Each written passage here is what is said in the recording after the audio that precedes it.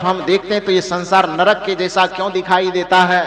तो उसके लिए उर्दू के शायर ने एक उदाहरण दिया है कि एक आदमी आईने के पास गया और आईने के सामने चेहरा लेकर के गया तो उसको कुछ दाग दिखाई दिया। वह आदमी कपड़ा लाया और आईना को बढ़िया से पानी लगा करके पोंछ दिया। एक बार पोंछा, फिर चेहरा लेकर के गया तो फिर उसमें दाग दिखाई दिया। फिर वह कपड़ा लाया, फिर भिंगाया और फिर आईना को पोंछा।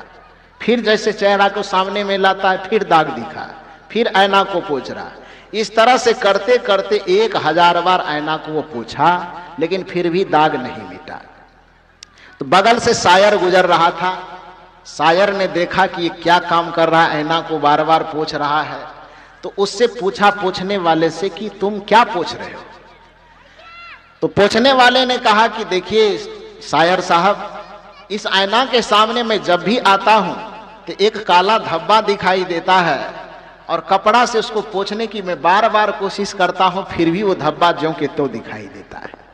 शायर ने देखा तो दाग वो आईना पे नहीं था। दाग कहाँ था? दाग उसके चेहरा पर।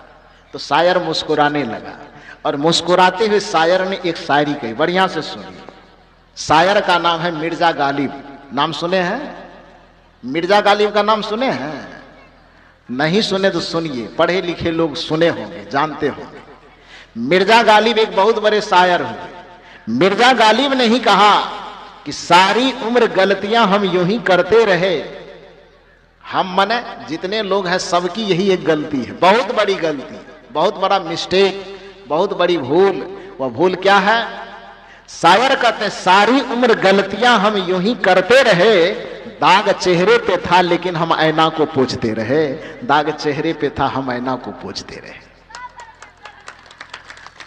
हम तमाम मनुष्यों से एक बहुत बड़ी गलती यही हो रही है, सब दिन यही करते आ रहे हैं कि हम कपड़ा लेकर के आईना को पोंछते हैं, लेकिन ये कभी विचार नहीं करते हैं कि दाग हमारे चेहरे